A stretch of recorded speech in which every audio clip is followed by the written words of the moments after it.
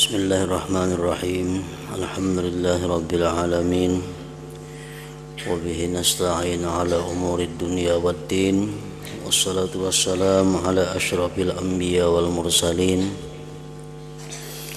Sayyidina maulana Muhammadin wa ala alihi wa sahbihi ajma'in. Qala al-musannif rahimahullah wa nafa'ana bi ulumihi fid dharain amin.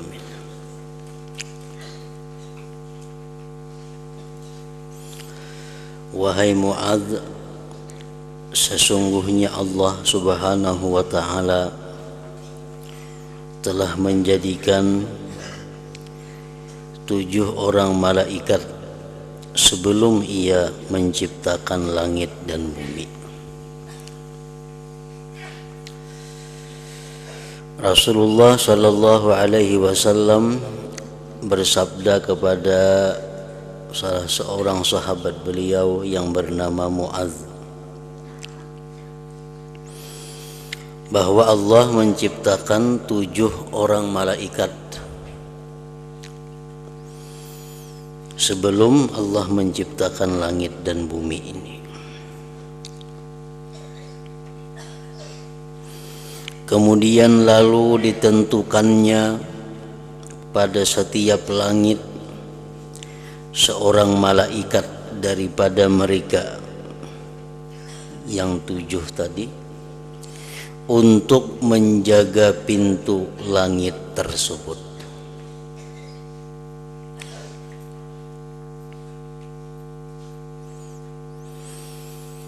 Lalu naiklah malaikat hafazah membawa amal seseorang hamba yang dilakukannya mulai daripada pagi sampai ke petang. Dalam 24 jam ini ada 2 rombongan, 2 kelompok malaikat yang turun naik untuk menjaga atau memantau, mengawasi amal ibadah yang kita lakukan. Di waktu subuh sampai waktu asar, malaikat itu berganti naik dan ada lagi yang turun.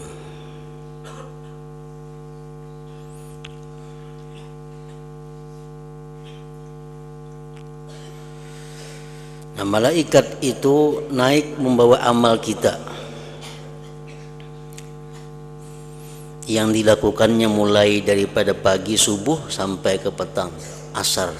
Waktu asar itu naik malaikat yang dikirim Allah mulai subuh ini, asar kayaknya naik ke atas.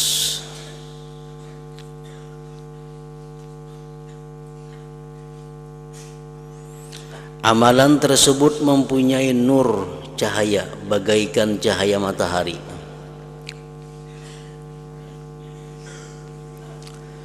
Sehingga apabila malaikat hafazah yang membawa amal hamba itu sampai ke langit yang pertama, mereka menganggap bahwa amalan itu baik dan sangat banyak. Lalu berkata malaikat penjaga langit pertama itu bagi malaikat hafazah yang membawa amal ibadah kita itu, ujar malaikat yang menjaga pintu langit pertama, pukulkan ulihmu dengan amal ini akan muka orang yang mengerjakannya. Artinya amal ini kadaku terima, kadaku izinkan naik melewati aku di langit pertama ini. Bulikakan amal ibadahnya, pukulakan ke wajah orangnya.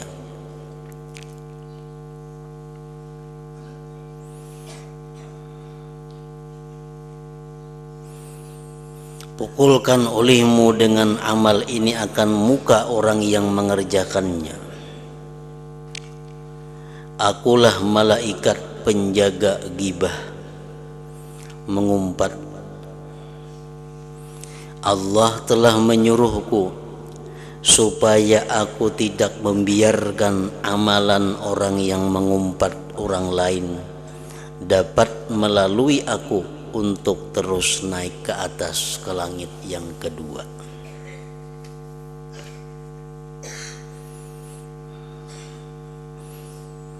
Nah, jadi apabila mulai subuh ini sampai di waktu asar kita ada menggibah orang lain, maka amal ibadah yang kita lakukan antara subuh sampai asar itu kada akan bisa naik melewati langit pertama dan dikembalikan kepada kita.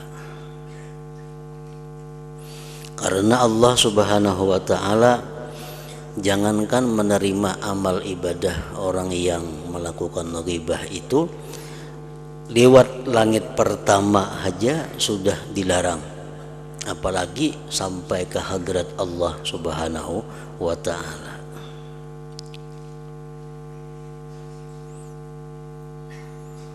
Nah, jadi artinya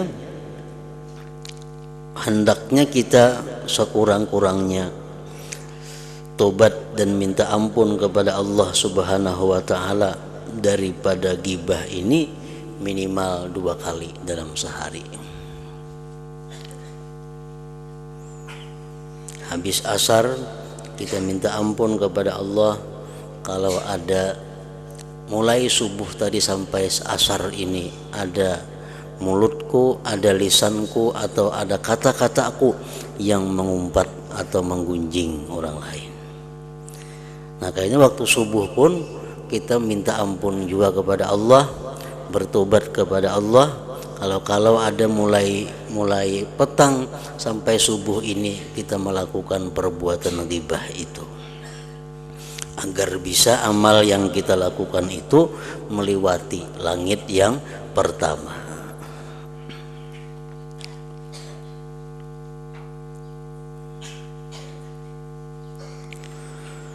Kemudian datang pula malaikat hafazah membawa amalan seseorang hamba. Mereka menganggap bahwa amalan itu sangat baik dan sangat banyak. Malaikat itu berjaya melintasi langit yang pertama.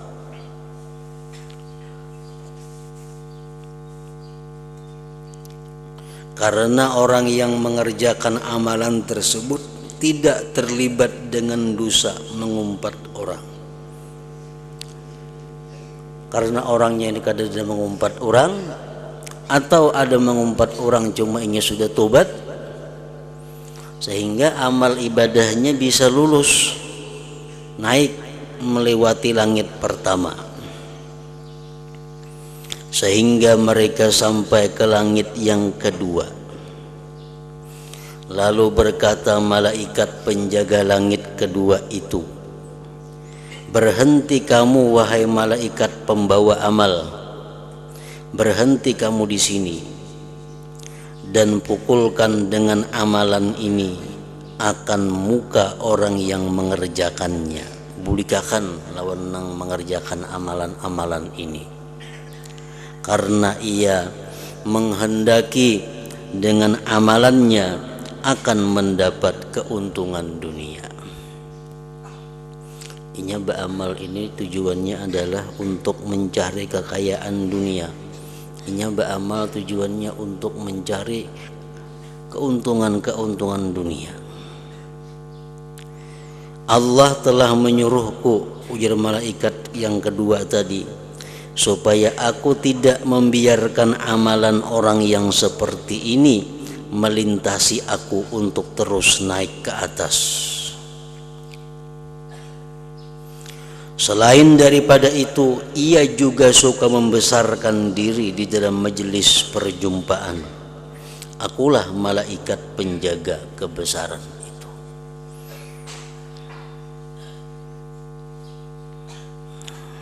Orang yang beribadah menghendaki keduniaan dengan ibadahnya, dan orang tersebut merasa bahwa dirinya yang paling baik di dalam suatu perkumpulan, maka ibadahnya itu hanya bisa bertahan di langit yang kedua. Setelah itu dikembalikan lagi kepadanya. Kemudian naik pula malaikat hafazah membawa amal seseorang hamba yang penuh dengan sinaran dan cahaya daripada pahala sedekah, sembahyang dan puasa. Para malaikat hafazah merasa heran melihat keindahan amalan tersebut. Lalu mereka membawa amalan itu melintasi langit yang pertama dan kedua, lulus.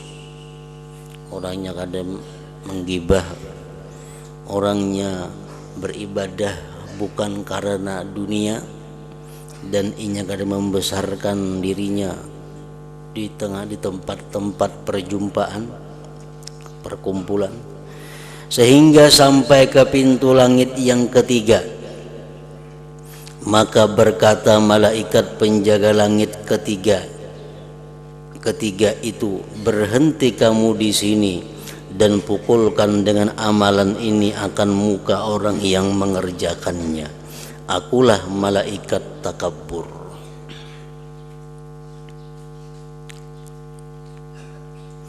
Takabbur itu adalah tardul haq wa ghamsun nas. Takabbur itu artinya adalah menolak kebenaran dan menghinakan manusia. Itu takabbur. Merupakan buah daripada kibir. Kibir itu masih berupa maksiat hati. Apabila sudah ke anggota badan yang zahir, ngarannya takabbur. Menolak yang benar, dinasihati menolak, dan menganggap orang lain itu hina. Akulah malaikat takabbur. Allah menyuruhku supaya aku tidak membiarkan amalan orang yang takabbur melintasiku. Orang itu sangat suka membesarkan dirinya di dalam majelis orang ramai. Nah, ini pun amalan orang tersebut hanya bertahan bisa di langit yang ketiga. Ditolak, dikembalikan kepada yang melakukannya.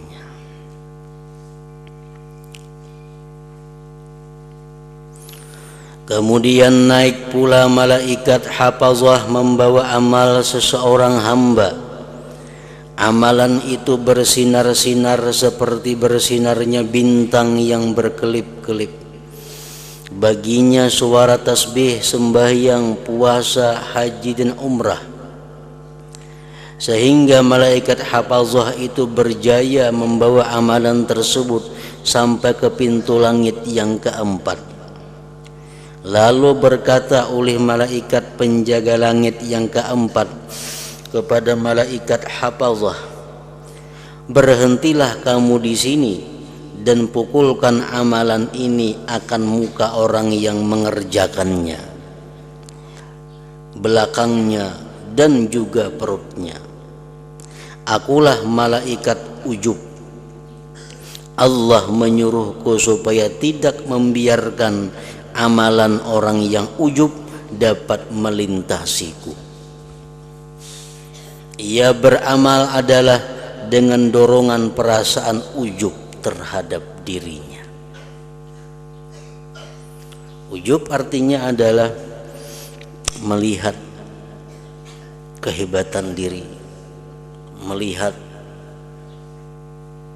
keindahan diri, melihat kealiman diri, melihat kepintaran diri, melihat kekuatan diri, melihat sifat-sifat sempurna ada pada diri, tanpa mengingat bahwa itu adalah merupakan anugerah daripada Allah Subhanahu wa Ta'ala. Itu ujub.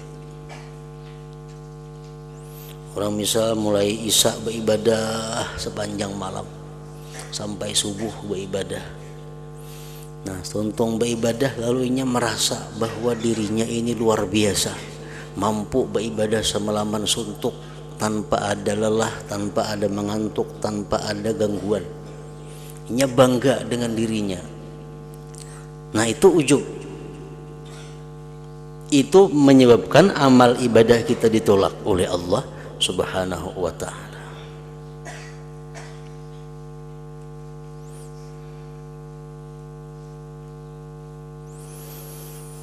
Sampai langit yang keempat, ujub menyebabkan ibadah kita ditolak Allah.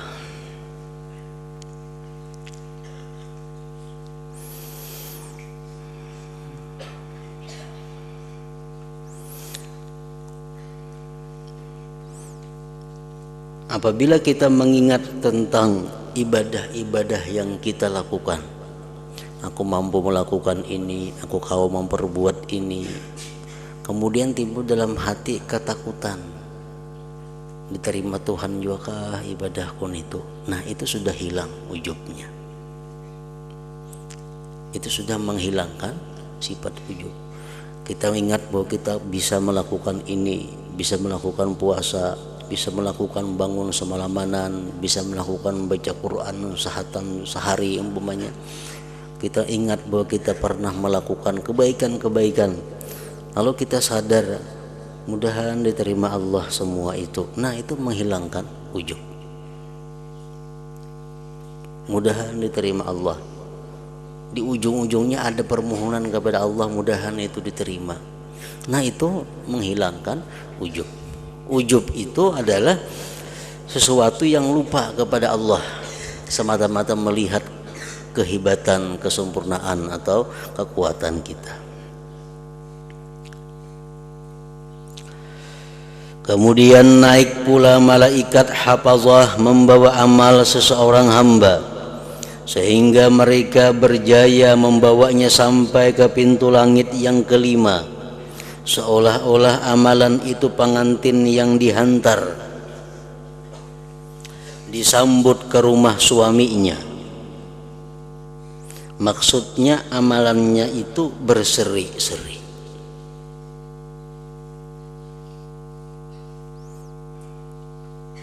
Seolah-olah amalan itu pengantin yang dihantar, disambut ke rumah suaminya.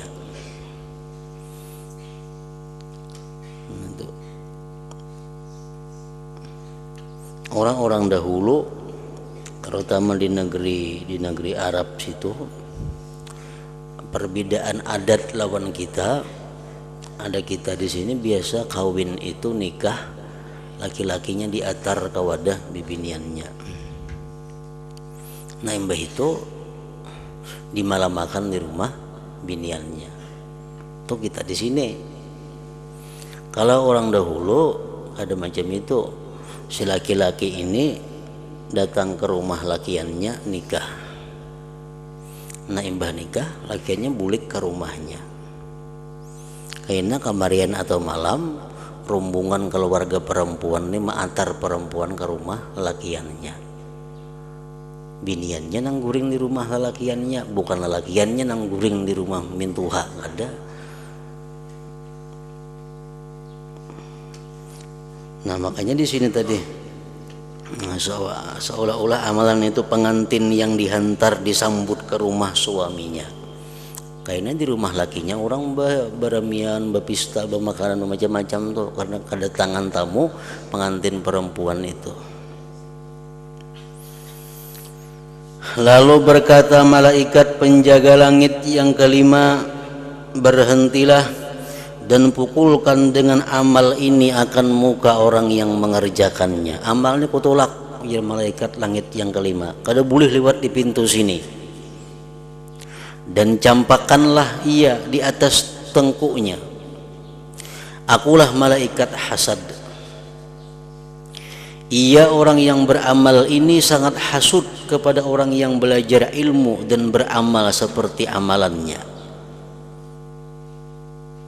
Ia hasud akan orang lain yang melakukan sebarang kelebihan di dalam berbuat ibadah, dan ia juga mencela mereka.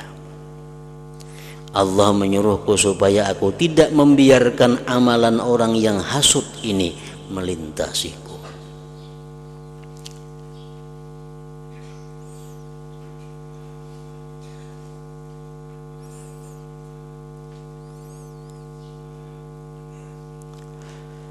Jadi orang yang dengki, amal ibadahnya hanya sampai di langit yang kelima tadi. Kada bisa masuk ke atas, naik menuju langit yang keenam, ditolak, dikembalikan. Kemudian naik pula malaikat hafazah membawa amalan seseorang hamba. Baginya cahaya seperti cahaya bulan purnama daripada sembahyang ada di situ amalannya, zakatnya ada, hajinya ada, umrahnya, jihad dan puasa. Malaikat hafazah berjaya membawa amalannya sehingga sampai ke langit yang keenam.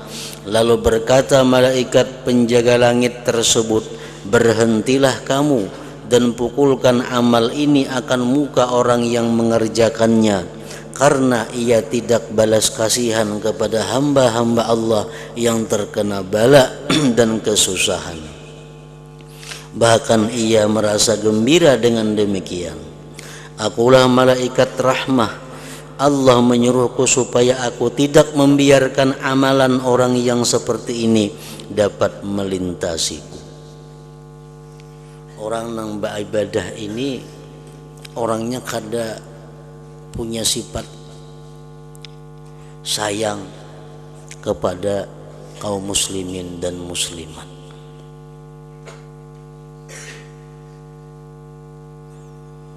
Ia mendengar kabar ada orang muslim dapat musibah, baik di kampungnya, baik di kampung orang, baik di negerinya, baik di negeri yang lain.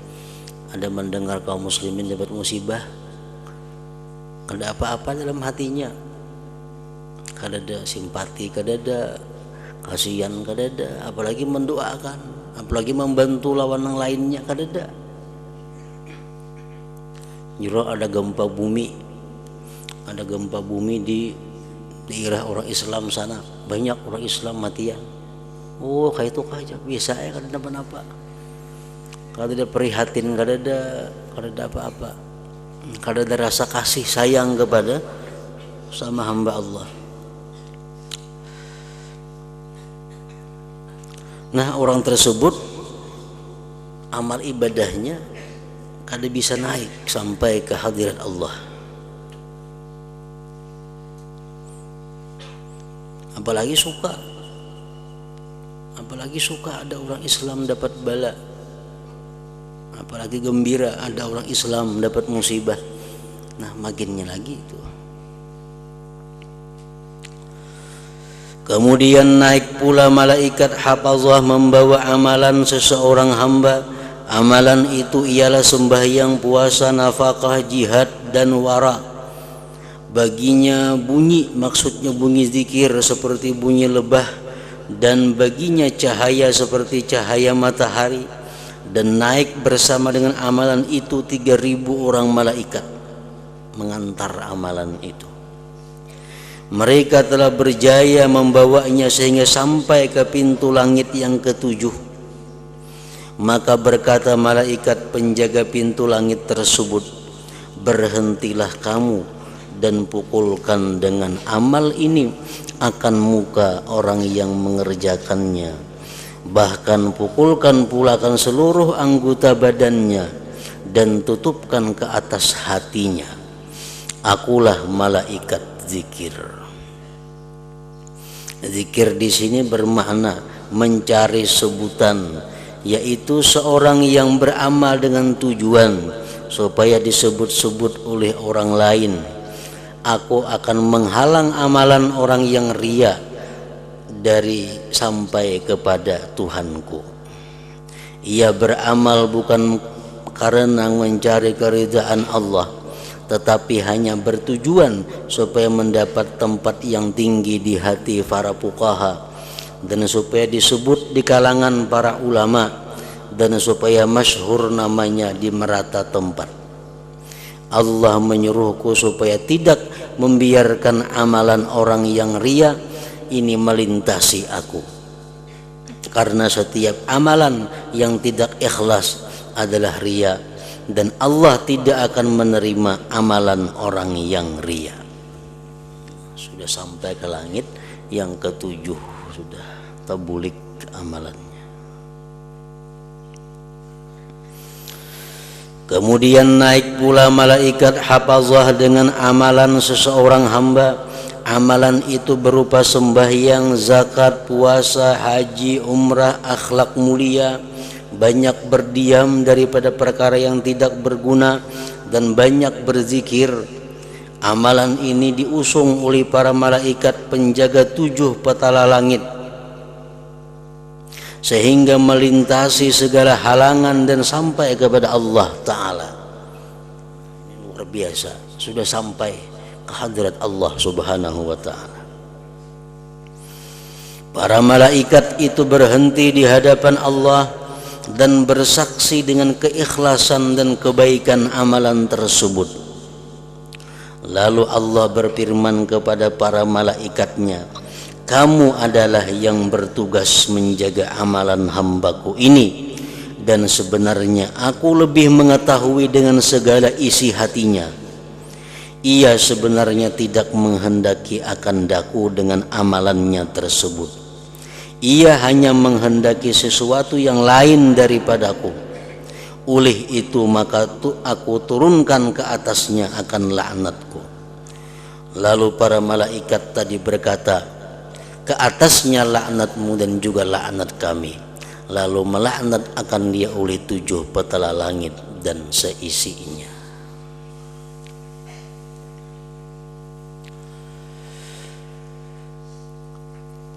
Nah, jadi artinya hadis Rasulullah Sallallahu Alaihi Wasallam ini hadis yang sangat masyhur dan dibuat oleh Imam Ghazali dalam beberapa kitab beliau. Di sini Bidayatul Hidayah ada, dalam kitab Minhajul Abidin ada dibuat sidin lagi hadis ini, di dalam kitab Ihya Ulumuddin ada juga hadis ini. Ini menunjukkan bahwa ada beberapa dosa-dosa, ada beberapa maksiat-maksiat yang menyebabkan amal ibadah kita ditolak oleh Allah Subhanahu wa Ta'ala. Padahal sebenarnya lebih daripada ini. Namun ini merupakan sesuatu yang penting, sesuatu yang umum berlaku di kalangan manusia. Pada intinya adalah setiap sesuatu perbuatan kita yang menggugurkan kita daripada takwa kepada Allah itu berpotensi amalan kita ditolak, walaupun maksiatnya selain daripada yang 7 macam tadi.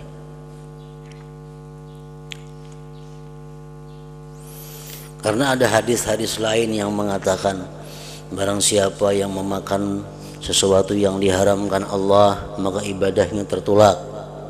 Barang siapa ada memakai pakaian yang hanya 10% daripada harta yang haram maka ibadahnya akan ditolak. Orang yang datang ke dukun, datang ke tukang ramal, pintu ibadahnya ditutup. Orang yang minum arak ibadahnya ditolak. Sebenarnya setiap maksiat kepada Allah itu bisa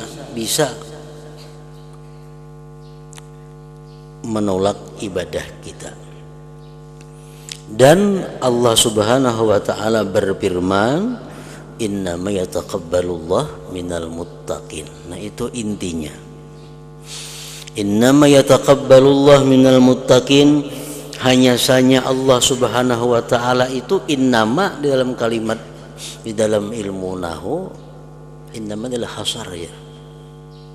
Innamal a'malu bin niat, hanya saja amal dengan niat. Berarti memang kada berniat kada beramal ngarannya. hanya saja.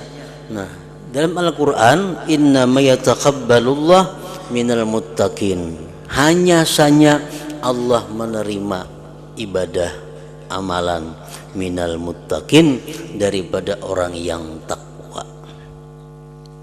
Artinya apa? Kalau kita beribadah kepada Allah tapi kita tidak bertakwa kepada Allah, Allah kadang akan menerima amal ibadah itu. Nah, jadi artinya sebelum kita beramal ibadah, hendaknya kita usahakan dahulu kita ini termasuk golongan orang yang takwa. Supaya apa? Supaya ibadah yang kita lakukan ini diterima oleh Allah. Hendak sembahyang, hendak bersedekah, hendak puasa, hendak berzakat, usahakan dulu kita supaya jadi orang takwa. Sudah kita kawa mengusahakan kita orang yang takwa, hanya kita lakukan satu ibadah, nah bisa diterima oleh Allah Subhanahu wa Ta'ala. Takwa itu apa arti takwa? Takwa itu adalah sesuatu sifat yang ada di dalam hati kita. Takwa itu satu sifat yang ada di dalam hati kita, yang dari sifat itulah kita mengagungkan Allah Subhanahu wa Ta'ala. Dari mengagungkan Allah itu, lalu timbullah menjunjung perintah dan menjauhi larangannya. Nah, itu adalah takwa. Jadi takwa, Nabi kita mengatakan at-taqwa hahuna, takwa itu di sini. Beliau menunjuk dada. Artinya takwa itu andaknya di dalam hati. Nah, takwa andaknya di dalam hati. Jadi takwa itu satu sifat yang dari sifat itu kita mengagungkan Allah seagung-agungnya, sebesar-besarnya. Lalu karena kita mengagungkan Allah seagung-agungnya, sebesar-besarnya, lalu kita junjung segala perintah dan kita jauhi segala larangan Allah. Bila sudah kita mampu demikian, kita jadi orang yang takwa. Kalau kita jadi orang yang takwa, segala amal ibadah yang kita lakukan akan diterima oleh Allah Subhanahu wa Ta'ala, sekecil apapun ibadah kita itu.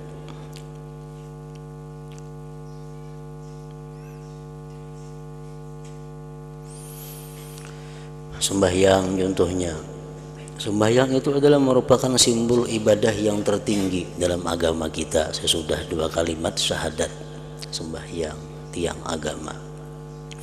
Dalam sembahyang kita diajarkan bahwa mesti dalam keadaan suci,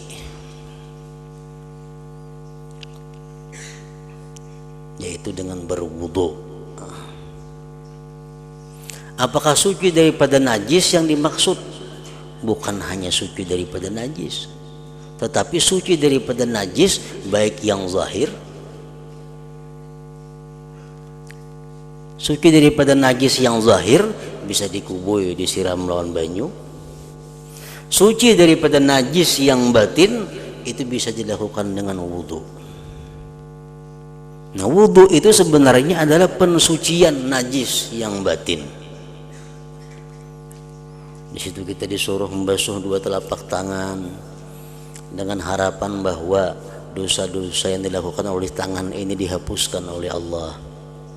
Kita disuruh baku kumur, dengan baku kumur itu kita harapkan dosa-dosa di mulut kita, menggibah, berdusta, memfitnah, mengada-ada, dihapuskan, digugurkan oleh Allah. Masukkan banyu ke dalam hidung agar dosa-dosa yang lewat hidung dihapuskan, diampuni oleh Allah. Kita membasuh seluruh muka kita dengan harapan bahwa seluruh dosa yang ada di muka kita, mata dan sebagainya dihapuskan oleh Allah. Kita membasuh tangan, menyapu kepala, telinga, batis, sebagainya. Harapan apa? Agar dosa-dosa yang dilakukan itu bisa terhapuskan. Dan doa wudu pun demikian. Asyhadu an la ilaha illallah wa asyhadu anna Muhammadar Rasulullah. Dan sudah berwudu, kita disuruh mengucap 2 kalimat syahadat untuk memastikan bahwa kita adalah orang yang Islam. Kalau doa wudu apalagi, Allahumma ja'alni minat tawwabin wa ja'alni minal mutatahhirin. Ya Allah, jadikanlah aku orang yang engkau terima tobatnya, dan jadikanlah aku orang yang suci daripada segala najis, kotoran zahir dan batin. Nah, berwudu. Selesai kita berwudu, hanya sembahyang. Jadi kita sembahyang dalam keadaan sudah suci zahir dan batin, dalam keadaan takwa.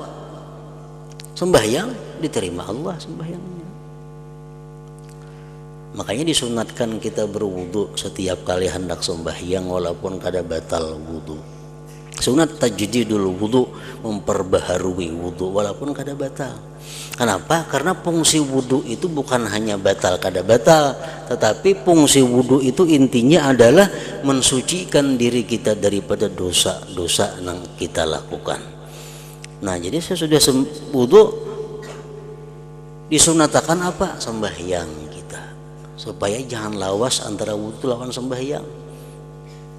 Walaupun jauh lagi sembahyang zuhur, wudu, sunat wudu, supaya sunat wudu ini kita laksanakan dalam keadaan suci daripada perbuatan dosa. Nah, 2 rakaat itu pun sunat wudu 2 rakaat, kalau kita laksanakan diterima oleh Allah, itu sangat besar artinya, sangat ganal nilainya, walaupun hanya 2 rakaat. Walaupun sebuting zikir la ilaha illallah diterima oleh Allah, itu saking besar artinya, lebih besar daripada dunia dan isinya ini nilainya. Kita berzikir la ilaha illallah sekali aja berzikir, kalau itu diterima oleh Allah zikir kita nang sekali itu, dunia dan isinya kali cukup membayar ganjarannya, membayar nilainya.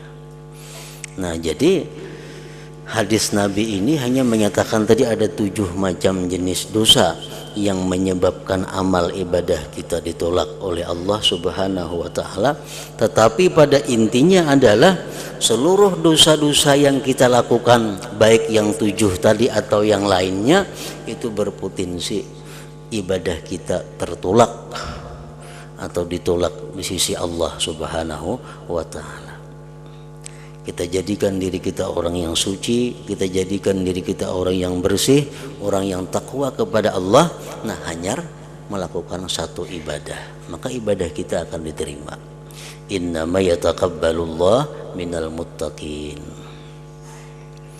Nah, situ mendengar sabdanya Rasulullah sallallahu alaihi wasallam ini, lalu Mu'adz menangis seraya berkata,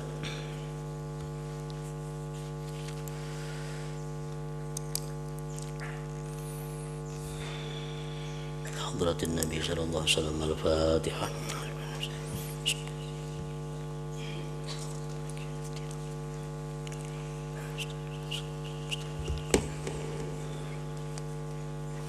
Bismillahirrahmanirrahim. Alhamdulillah rabbil alamin. Allahumma shalli wa sallim wa barik ala sayyidina maulana Muhammad wa ala alihi wa sahbihi ajma'in. Allahumma ighfir lana ma akhta'na wa ma ta'ammadna wa ma asrafna wa ma a'lanna wa ma asrafna wa ma anta a'lam bihi minna. Antal muqaddimu wa antal muakhiru, la ilaha illa anta. Allahumma anfa'na bima 'allamtana wa 'allimna ma yanfa'una wa zidna fahman wa ilman wa amalan wa hudan wa taufiqan bi rahmatika ya arhamar rahimin. Sallallahu alaihi wasallam Muhammad wa alihi wa sahbihi wa sallam.